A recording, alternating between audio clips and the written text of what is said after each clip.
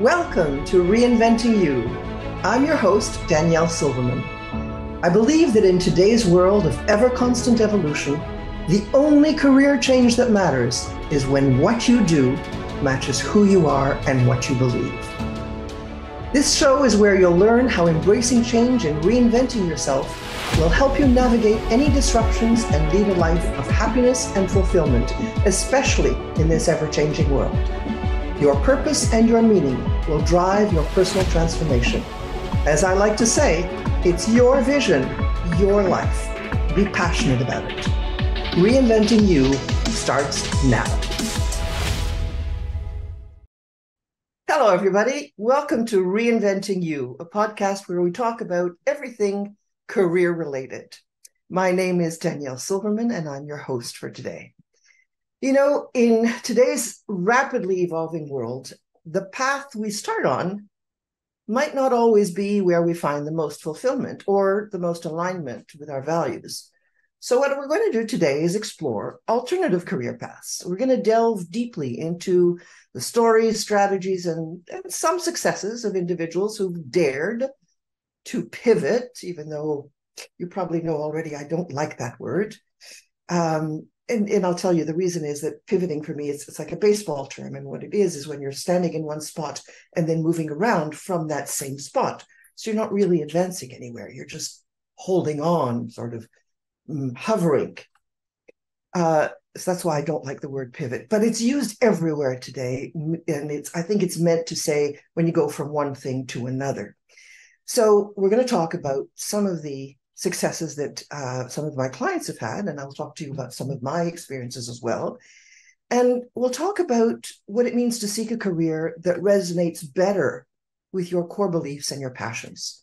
So it can be from a surprising switch up to a thoughtful transition. And what we're going to do is hopefully offer insights, advice, and maybe some inspiration for those who are contemplating a change such as this, or one of these examples. So I'm going to light up the whole session, if you will, by starting with a metaphor.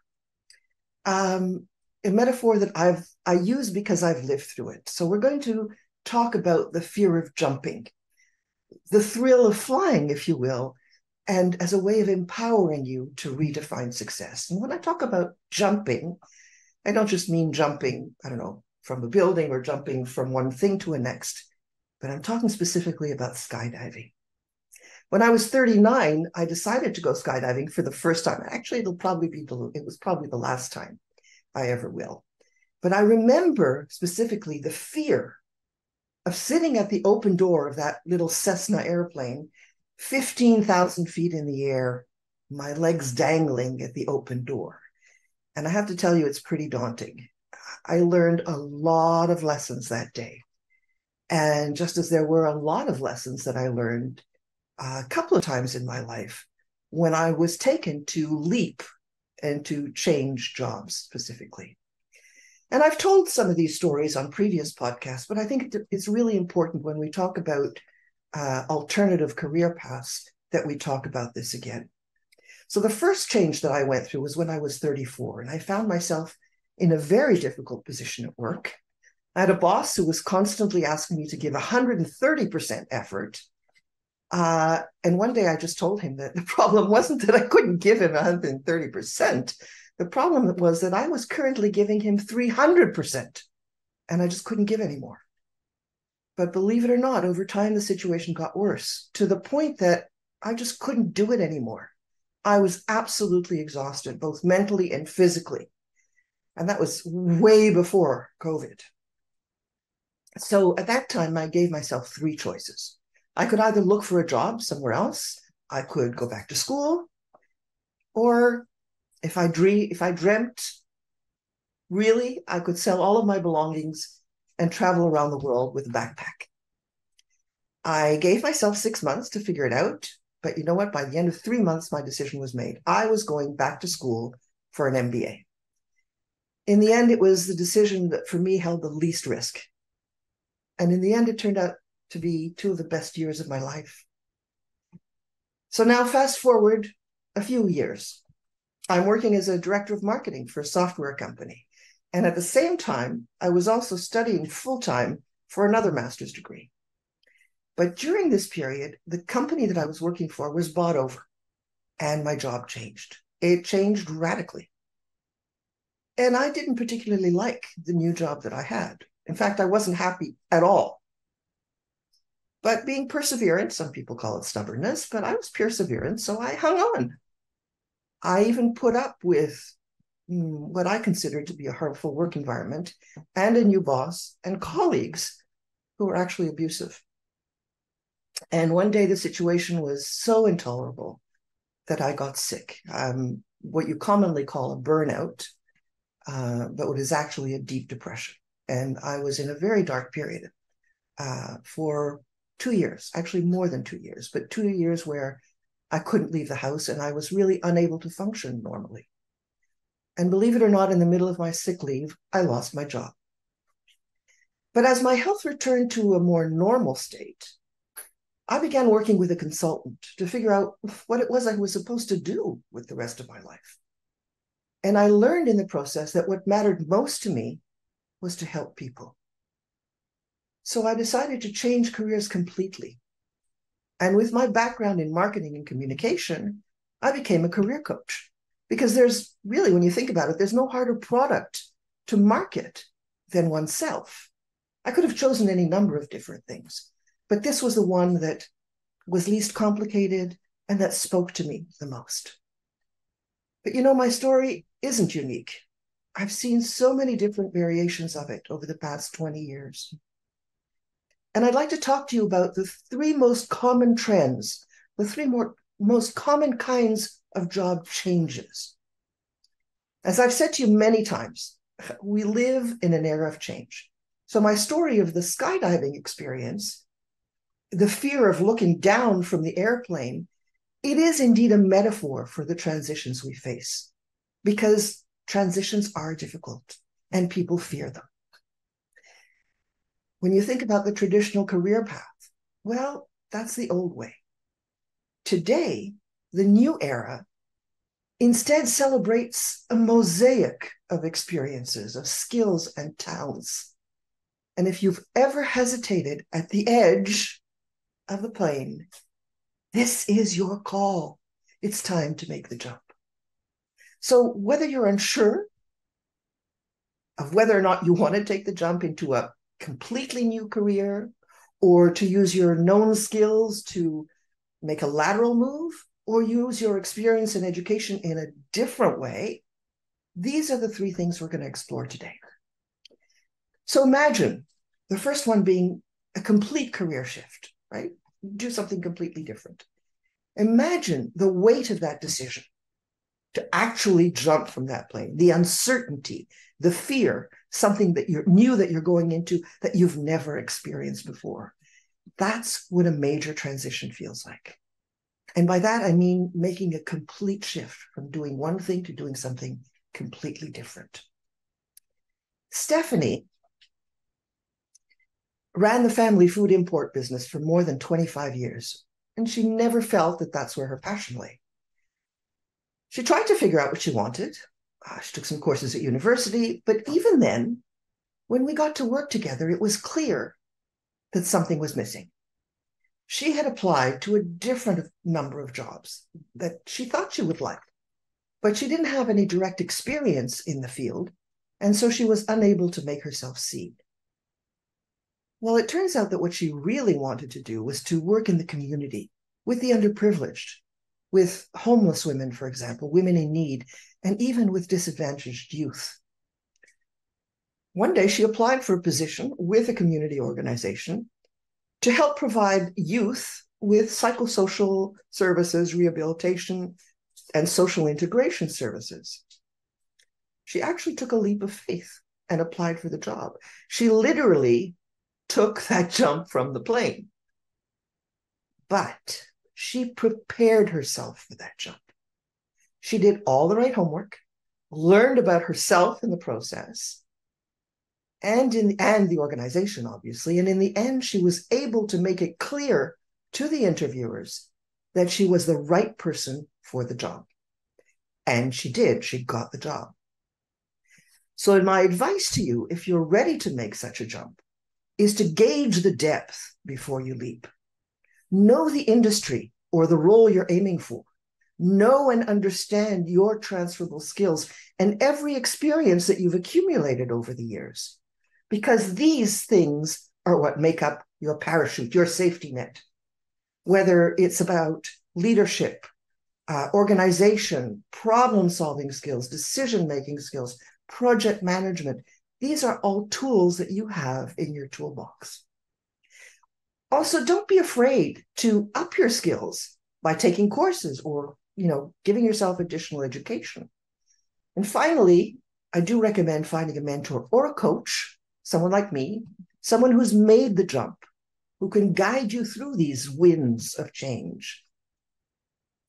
But not all changes are this big. That was a big one. It's a huge shift. Some others are just small adjustments, or sometimes even tiny tune-ups, or finding new roles in familiar places. Maria was another client of mine. She's a lawyer.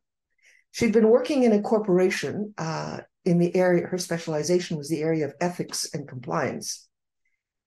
And she loved what she did. She absolutely loved it, but she didn't feel that she was being recognized for her efforts. In fact, she felt like she was working two jobs. So she thought she'd seek a position somewhere else. And she did, actually. She found a job in another company, also working in ethics and compliance. But when she announced that she was leaving, her boss's boss came to see her. And he basically said to her, "You can't leave. Your contribution to the company is just too valuable."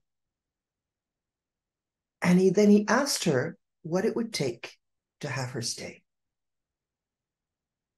So Maria then outlined to him her vision of what ethics and compliance mean for the company. It was a vision that would bring to tremendous impact to the way the company was working internationally. And to his credit, he listened and he agreed. And he created a job uniquely for her. I interviewed Maria on one of my podcasts. You should look it up. It's called Happiness is an Internal Job. And I interviewed her because after having worked with her and seeing her succeed through this transition, I felt she had a lot to give. She credited her successful change to a lot of reflection on her part, a lot of soul searching, and a realization not only of her own self-worth, but also what it would take to be happy. As I said earlier, happiness is an inside job. When you want to make a lateral move of this nature, there are several things you need to do. One is make sure you stay ahead of the curve by continually learning about your own field. Get better at it.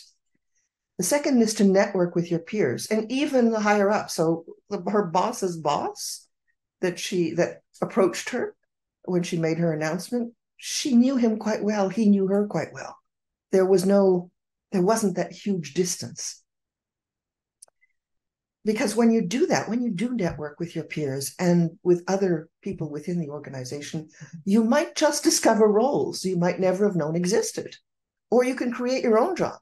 In this case, it was created for her, but with her input, right? So in essence, she did create her own job. Above all, you need to know who you are and what you want. And then, once you know who you are and what you want, don't be afraid to pitch yourself. If your ideas are not accepted, well, first think about how you presented them. But first, practice them with somebody else first. Make sure that all your arguments are valid and foolproof. And once you're sure of that, then don't be afraid to pitch yourself. And if even having made absolutely certain that your ideas are solid, if they're not accepted, then you have to think about maybe it is time to move on. But don't be afraid to pitch yourself. Then you really understand how you fit within the organization or not. So we've seen two examples, one where someone has shifted careers completely to a different field, another one where Maria, in this case, stayed within the same company, within the same field, but a different role. There is a third option, one that I call reframing your skills. In other words, using your existing expertise in a unique way. Because transition isn't always about abandoning what you know or about finding a new role doing much the same thing in an expanded way. Transition is very often about reimagining and reinventing yourself, using your existing skills and your existing experience. Your project management skills, for example, could translate into a future in event planning or corporate training. You never know. So I'll talk about my client, Sabrina, who is an accountant, a certified professional accountant. She loves being an accountant. She had studied and she'd worked hard for many years. And yet she felt that there was something not quite right in the job she was in. So when we started working together, she was surprised and at the same time thrilled to find out that the reason she was feeling that something was not quite right was that her values didn't match those of the organization where she worked. That's a very, very common thing, by the way, and something that happened to me as well. I realized that I was working, the first experience I told you about, I was working in a job where I just didn't, my values simply did not match those of the organization. So for Sabrina, the problem wasn't that she didn't want, the problem was that she didn't want to lose the experience she'd gained or the years she'd spent studying to become a well-respected CPA. In the process of working together, she recounted to me some of the experience that she'd enjoyed along her journey. And one of them in particular stood out. She'd worked as a volunteer in a community organization with youth. And in that process, she had to teach them certain skills. I remember her telling me that she was terrified about speaking in public. And because of this experience working with youth and having to get up in front of them and talk to them, she'd started working with, she'd started going to Toastmasters sessions. Toastmasters is an international, a global organization that helps people learn how to speak in public and demystify the fear of speaking in public. So she'd worked with them for quite some time. She'd gone to meetings. I think she still does, as a matter of fact. And when she would get up in front of these kids to teach them certain things, some of them were, basic financial budgeting, things like that, teenagers, she remembered how much she enjoyed that. She enjoyed seeing their faces light up when they understood the concepts that she explained. So from there, it wasn't a huge leap for her to realize that she would like to teach accounting at a college or university level. So she approached somebody she knows, actually a friend of her mother's, somebody who works at a local university and has quite an important position at that university. She approached that person and she approached her in person, not even by email or by phone. Well, she probably did originally to set an appointment, but she went to see this person. And this person said, "Ooh, I think they're hiring now. Get me your CV right away. Get me your resume right away, and I'll make sure it gets into the right hands." She did that. And last January, she started teaching 2 classes as a part-time professor, part-time teacher at in the John Molson School of Business, which is one of the better business schools in Montreal. And today she teaches a full complement of courses. And doing so, what she's doing is making a dry subject come alive for her students. Accounting. I've taken accounting. For me, it's very dry. She loves it and she makes it come alive for her students. And she loves every minute of it, and her students adore her. And in fact, I've also invited Sabrina to be a guest on my next podcast in a couple of weeks so that she can share her experience with you. You'll notice, because I talked about networking briefly, when you're embarking on a change of this kind, one of the most important aspects of your search will be networking. And I know it scares a lot of people, but it doesn't have to, because you don't have to be afraid to approach people you know, first of all, who might be in a position to help. Start with your inner circle, people that you're not afraid to talk to, and tell them about what you're doing. Ask them for advice and ask them how you can help them. Remember, it's not about asking for a job.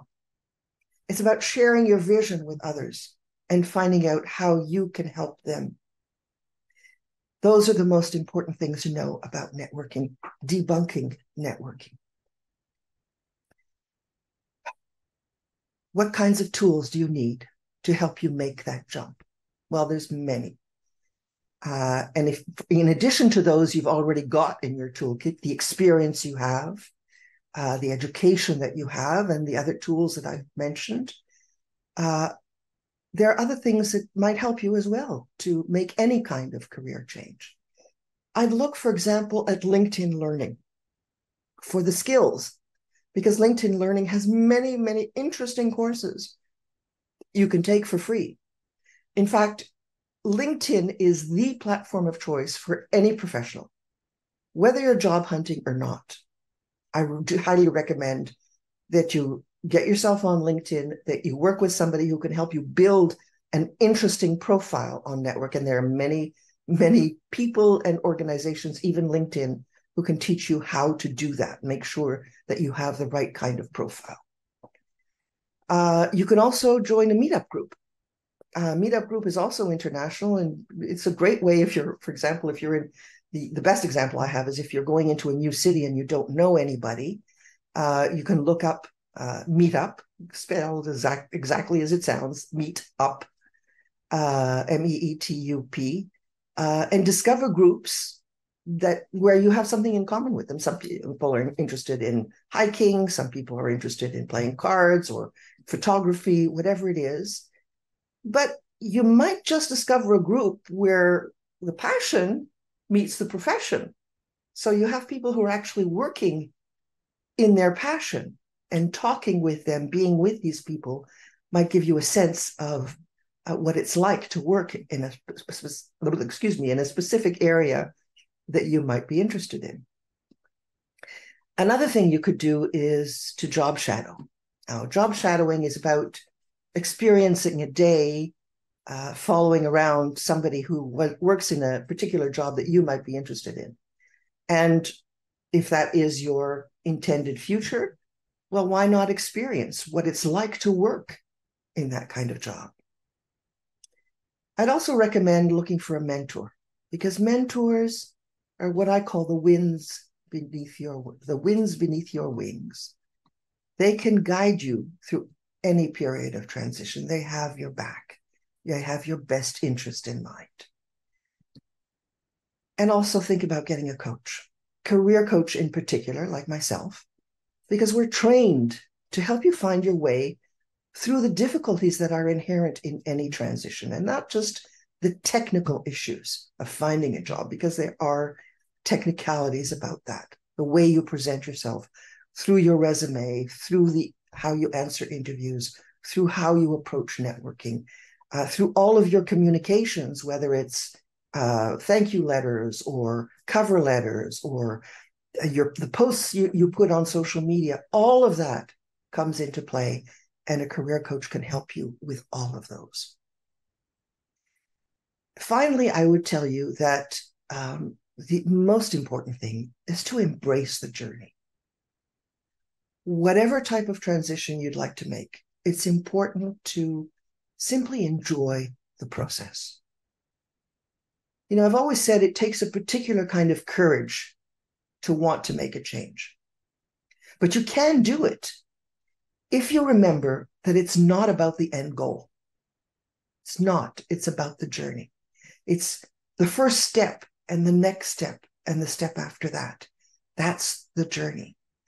So the transition is to take those steps and acknowledge also that there is a certain risk in each of the steps, but that you're going to act in spite of those risks. That's what courage is, to acknowledge the risk and to act in spite of it. Courage is your ally, in fact. And there are a few other things also that you need to carry along in this transition. One is the vision of where you want to go or what you want to do. In fact, it's the first thing you have to work on.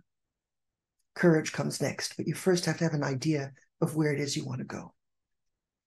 Add to that the ability to let go and make sure that you focus also on your self-care. So there are 4 things that you need for your transition: the vision, the courage to move forward, the ability to let go of some other things, perhaps that were holding you back in your past, and also, and more especially, focus on your needs, your self-care. All 4 are allies. So remember, whether you're taking a leap, a huge change, completely different, whether you sidestep or whether you shuffle, remember that in these heart-stopping moments of change, when you're jumping out of that plane, your parachute is you. It's your experiences, your vision, and your choices. It's your life. It's your jump. I want you to be passionate about it. So if you're ready to give yourself wings, don't hesitate to contact me. You can reach me by email at info@reinventingyou.com. That's reinventing-u.com. Or you can go to my website at reinventing-u.com. reinventing-u.com. I really look forward to hearing from you and to helping you in any of your transitions. So here's to your career reinvention. Bye for now. Thank you for listening to Reinventing You with me, your host, Danielle Silverman. Tune in on the 2nd and 4th Monday each month at 11 a.m. Eastern, 8 a.m. Pacific on transformationtalkradio.com. Join me and feel inspired and optimistic about your future. We only get one life, so embrace change and thrive with me. Find work that aligns best with your soul and what you enjoy. For more information, go to reinventingyou.com.